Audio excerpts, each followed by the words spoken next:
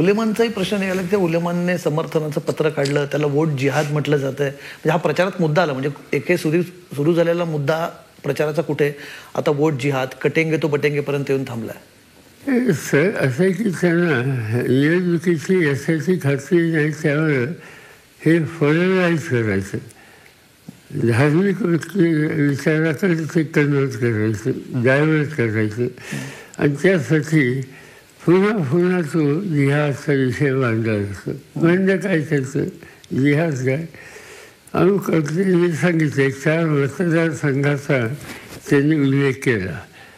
त्या मतदारसंघामध्ये धुळ्याचा त्यांनी उल्लेख केला. मुस्लिमांची लोकसंख्या अधिक आहे आणि तिथलं जे मतदान झालं त्या मतदानामध्ये सत्ताधारी पक्षाची उमेदवार पराभूत झाली.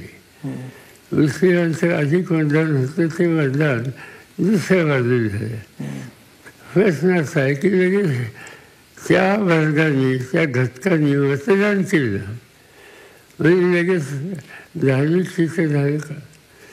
आता काही शहरामध्ये काही भाग आहेत, पेठ आहेत, तिथे विशिष्ट समाज हिंदूचा निवडणुका येतात, त्यावेळी तिची गठ्ठेली मतं भाजपला फाडतात.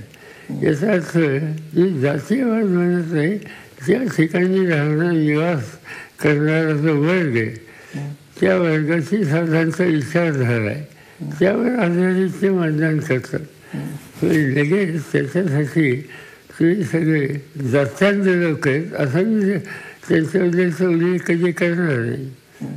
दुर्दैवानं देवेंद्र फडणवीस उपमुख्यमंत्री आहेत, गृहमंत्री आहेत आणि गृहमंत्री अशा प्रकारचा विचार हा प्रस्तुत करण्याचा प्रयत्न करतो. हा देशाच्या दृष्टीने घातक आहे आणि पुन्हा करतात.